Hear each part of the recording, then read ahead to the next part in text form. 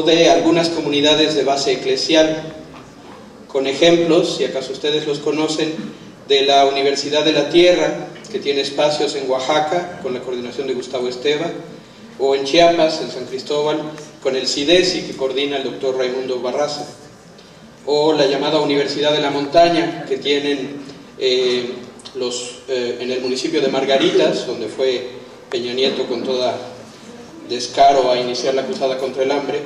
Ahí están los hermanos maristas, con una universidad en coordinación con comunidades autónomas, a pesar de estar rodeados por cuarteles del ejército, por paramilitares de partidos políticos y otros traficantes. A mí me parece muy importante comentar la independencia que tienen algunas de estas iniciativas de intereses de gobierno o de empresas, que son las que atan pues, a los rectores de las universidades estatales y privadas. Y esta independencia es la que a veces permite a los profesores y a los estudiantes la oportunidad real de diseñar sus propios planes de estudio, sus formas de enseñar y de aprender. Y aprovecho también un poco como despedida y pensando que a lo mejor algunos de ustedes ya no van a poder estar hasta la clausura, a compartirles esta invitación y convocatoria que desde Chiapas está haciendo el EZLN para la celebración de 10 años de experiencias en la autonomía, que tendrá lugar en los 5 caracoles culturales en el mes de agosto. Yo creo que lo que puedo hacer es dejar un papelógrafo con direcciones de páginas electrónicas para que copien y estén atentos a los detalles. Muchísimas gracias. Gracias. Buenos días. Bueno, nosotros queremos dar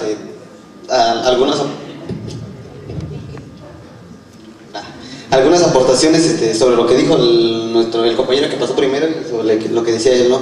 Precisamente sobre la reconstrucción, bueno, como deconstrucción de las universidades interculturales. Sí se nota así más o menos, y que nos aleja precisamente de las comunidades, por lo que tenemos algunos profesores, ¿no? que nos imparten clases que no va relacionado con las comunidades, ¿no? Ahí en la universidad se está implantando el desarrollo sustentable, y entonces ellos trabajan con algunos invernaderos. La vez pasada ellos nos hicieron como proyecto, ¿no? Plantar algunas semillas, no plantarlas sino aventarlas, pero las plantamos en mayo, cuando en mayo ni siquiera llueve, ¿no? Y entonces eso valió queso, ¿no? Y entonces o sea, precisamente porque no tienen conocimiento. Y entonces ahorita en el proyecto de tesis que estoy elaborando, platicaba con algunos abuelos, ¿no? Y precisamente pasaba esta otra idea de la comunicación oral. La comunicación oral es vital, ¿no? Es muy importante, porque a base de la comunicación oral de los abuelos se extrae los saberes, ¿no? Los saberes importantes. Platicaba con algún compañero que está haciendo más o menos también sobre la tesis, sobre esta onda del desarrollo sustentable, y le preguntábamos, ¿no? Oye, ¿cómo se dan cuenta en qué momento van a sembrar y todo eso? Dice, no, pues todo depende de cuándo el encargado del río o del pozo nos mande el agua, ¿no? Y le decíamos, oye, pues no estés mal, ¿no? Porque se supone que yo platicaba con un abuelo y él me decía, no, pues precisamente sé cuándo voy a sembrar, porque tengo que platicar precisamente con la naturaleza, ¿no? El agua me dice en qué momento voy a sembrar, porque en el primer momento en que llueve va a iniciar la primavera, ¿no? Que ese es lo de en febrero, cuando están en los tiempos de aire, es cuando me llega el sonido de que ya muy pronto va a llegar la primavera. Y entonces es escuchar la naturaleza. Pero sin los saberes de los abuelos vamos a estar como esos profesores, ¿no? Que nos hacen sembrar esas semillas en mayo, cuando en mayo sabemos que no van a ser fértiles.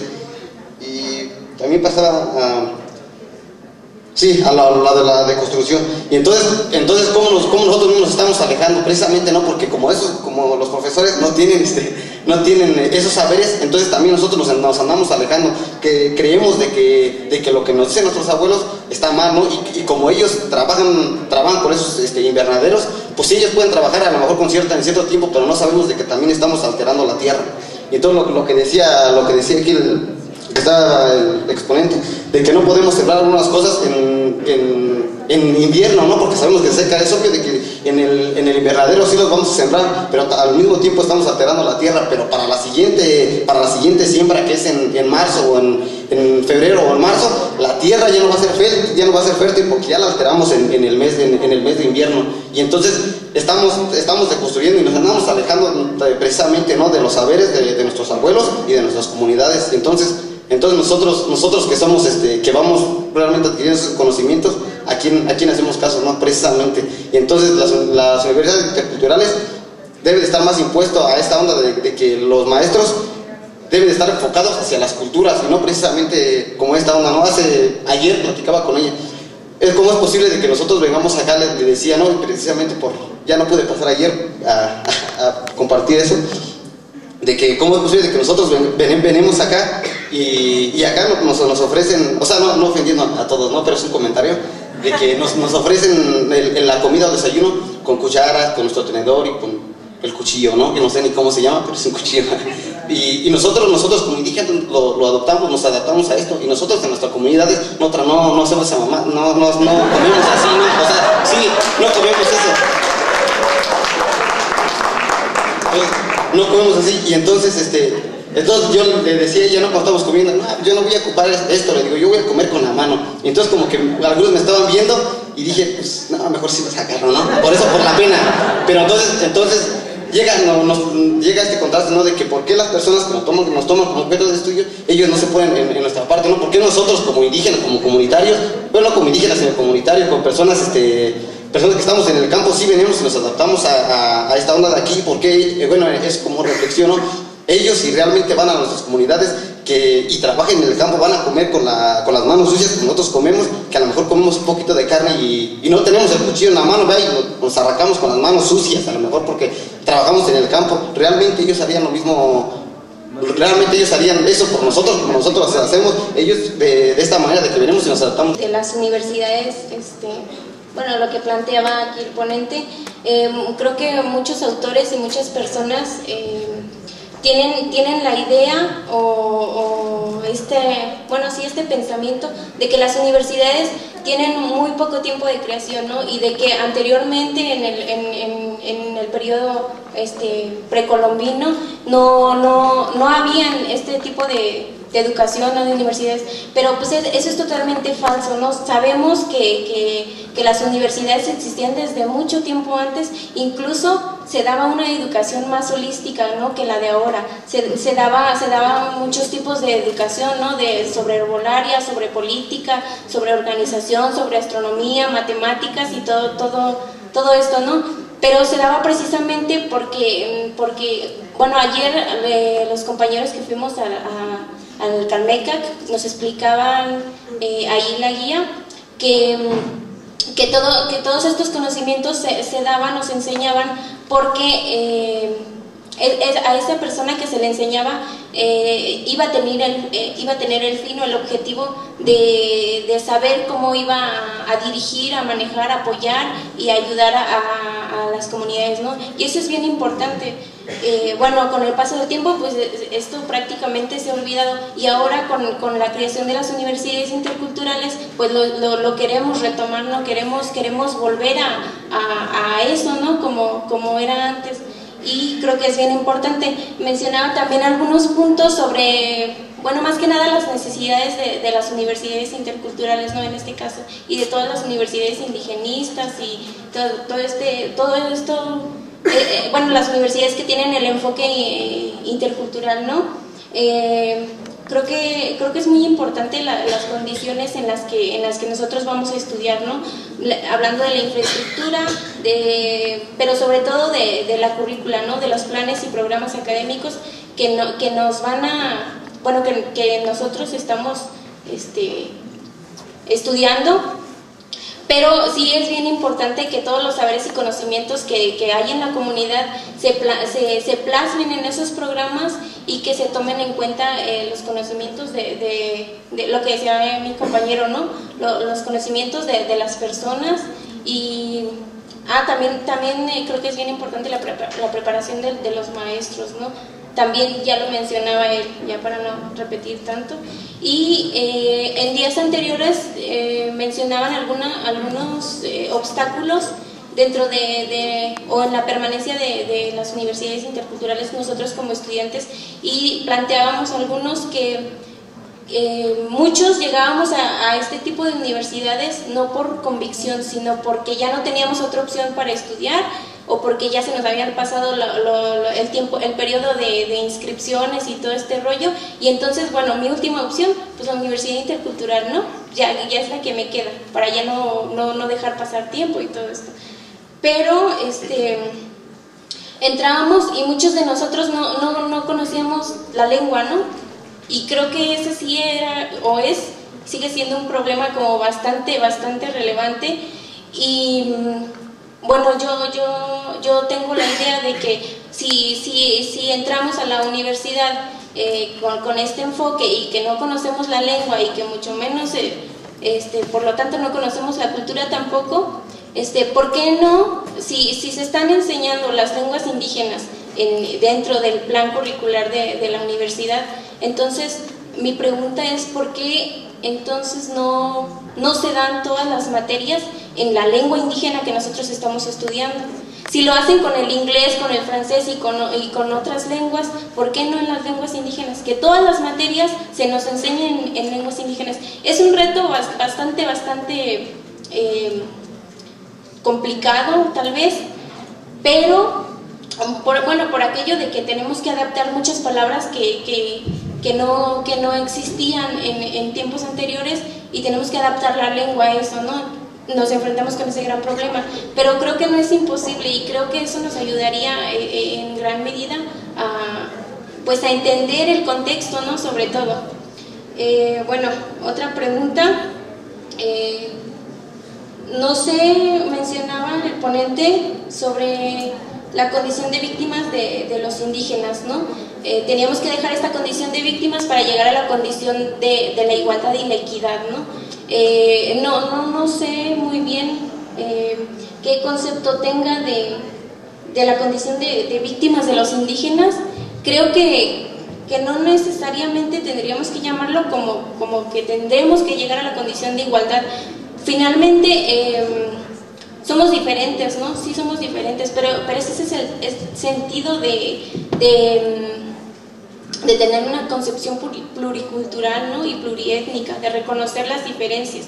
Entonces, mencionábamos que tenemos leyes, ¿no? Para nosotros. Bueno, en la Constitución se plasma que todos los seres humanos somos iguales, pero qué gran contradicción que entonces se creen leyes o políticas para específicamente sectores en específico, ¿no? Si se supone que todos somos iguales, ¿por qué hacer esa diferencia?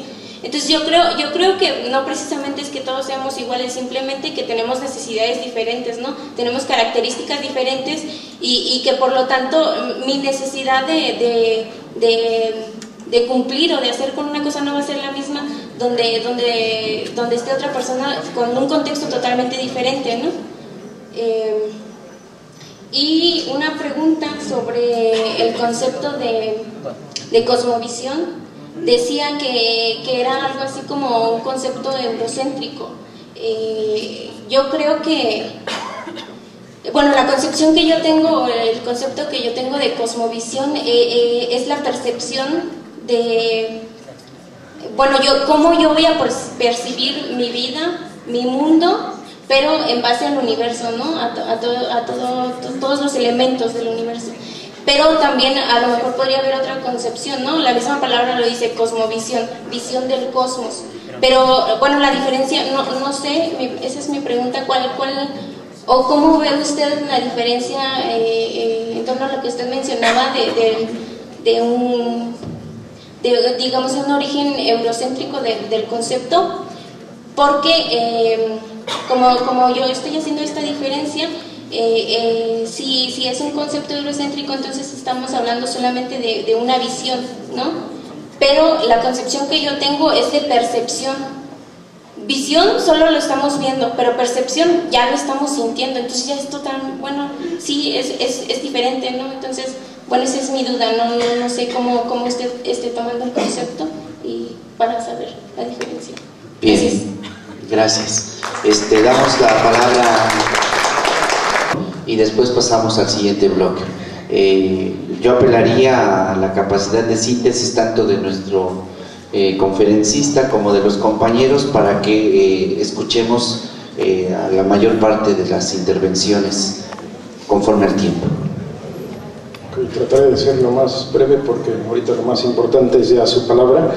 Sí, mira, cosmovisión, como muchas otras cosas, tenemos que tener una capacidad crítica de recuperar lo nacional, lo continental, lo europeo, ¿no?, lo occidental, porque todo es válido siempre y cuando aumente el amor, cuando aumente la vida, ¿no? Ahora, la noción de cosmovisión críticamente tiene una parte positiva, es decir, personas como Dilthey plantean la dimensión de cosmovisión precisamente para tomar en cuenta ciertos saberes, ¿no? Pero simultáneamente, cuando decimos cosmovisión, bueno, obviamente está la noción de cosmos, que tendría sus equivalentes en otras lenguas y culturas, pero está sobre todo la dimensión de visión, ¿sí? La visión como el elemento central del conocimiento, ¿sí?, que corresponde a una interpretación incluso de la historia occidental, porque históricamente la escucha era central, por ejemplo, entre los helenos, ¿no? Es mucho después que la dimensión de visión se vuelve el sentido dominante con todas las implicaciones que tiene. Pero por eso yo propongo abrir justamente, como dijo la compañera, ¿no?, al tratar de explicar, dijo percepción. Entonces nosotros proponemos el término cosmo-percepción, que incluye el olfato tan importante, por ejemplo, en las culturas nómadas africanas, donde si tú no hueles, te mueres, canijo, porque hay que saber si la carne está descompuesta o no cuando andas en la caminata en África, ¿verdad? El gusto y muy frecuentemente la escucha, el oído, ¿no?, que es central en gran parte de las culturas, ¿no? Por eso la categoría de cosmopercepción, que es más abierta, porque lo único que es compartido realmente es la sensación, ¿no? Salvo que estés enfermo, pues la sensación la tenemos todos, ¿no? Pero la construcción es una percepción y no es solo visual, ¿no? La condición de víctima es un concepto filosófico, político, con la intención viene de una construcción muy larga, caminos de Levinas, Dussel, en fin, ¿no? Pero la idea es que vivimos siempre, necesariamente, porque es el cierre que en un momento histórico damos en una totalidad, ¿sí? Y en esa totalidad siempre hay víctimas, ¿sí? O sea, es un proceso permanente. En la colonialidad y en el neoliberalismo habemos algunos que estamos en condición de víctimas, ¿no? Y el futuro posible es salir de esa condición de víctimas para construir un pueblo futuro, ¿no? Pero somos críticos y somos conscientes de que mañana va a haber víctimas en ese nuevo sistema y tenemos que abrir el paso para que esas víctimas a su vez se muevan, ¿no?, en esa espiral histórica, de manera que vamos superando cada vez más condiciones de opresión, condiciones de dominio, de explotación, ¿no? Entonces es en ese sentido la condición de víctimas, ¿no? Es una condición móvil y permanentemente necesaria para combatir la totalidad. Ahora, es muy importante, también me parece, que se vean las condiciones de los saberes o de las lenguas en el contexto, porque lo que en un caso puede ser bueno, en otro puede ser terrible, ¿no? Entonces, por ejemplo, si en algunas universidades se da todo en lengua, pues quedan excluidos todos los que no están ahí, y va a ser lo mismo, pero del otro lado, ¿no? Pero cuando hay las condiciones, pues sin duda puede serlo, o puede ser que algunas clases, ¿no? Y siempre, por ejemplo, yo lo que propongo es que siempre en esas universidades debe enseñarse la lengua de la región, y seas mestizo, seas criollo, seas extranjero, si tú vas ahí, parte de tu quehacer es al menos aprender varios cursos de esa lengua. Ya si llegas a tener dominio de ella, perfecto, maravilloso, ¿no? O se hace todo un proceso de inclusión. Por ejemplo, si va uno a Alemania, pues se pasa uno 6 meses, un año estudiando alemán y ya luego te metes a la universidad, pero entonces tiene que haber los dispositivos para que uno como estudiante logre hacer eso, ¿no? Y entonces no estés en desventaja al estudiar en en la lengua. No hay que ser muy cuidadosos porque si no entra el dogmatismo, el esencialismo, etcétera, ¿no? Entonces, es importante pensar no tanto en volver a, ¿no? Porque el pasado es pasado, ¿no? ¿Sí? Es importante recuperar desde la perspectiva, el interés, la reproducción de la vida actual y críticamente aquello de lo que venimos, ¿no? Y incluso también aquello que es de carácter europeo, pero que sirve para construir la comunidad libre y feliz futura, ¿no? Y presente. Ahora, en la cuestión de los primeros planteamientos, por supuesto que hay que enfrentarse a todo aquello que va contra la condición de la vida. Simplemente en mi construcción muy particular, toda una concepción amorosa, en el sentido de que el odio es menor que el amor, ¿no? Y el amor subsume al odio y lo convierte, ¿no?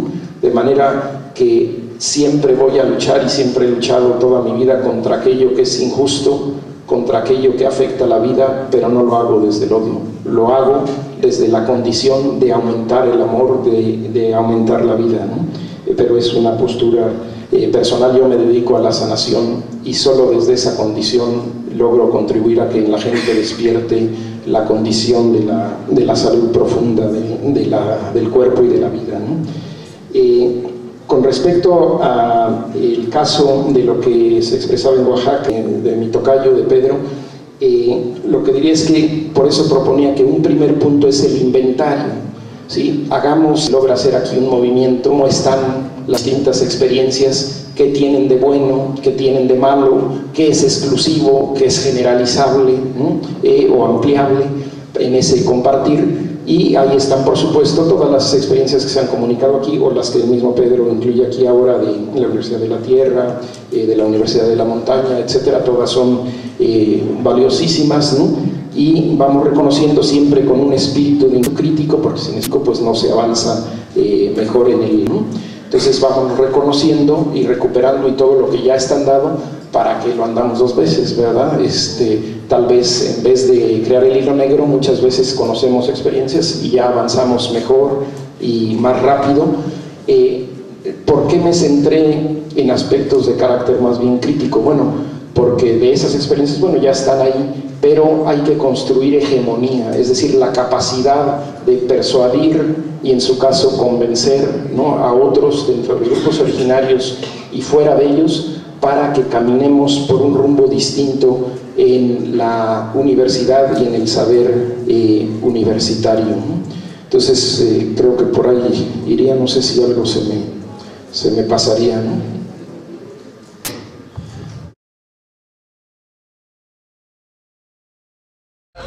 Sonrían. Falta la cámara de video, la de oficial.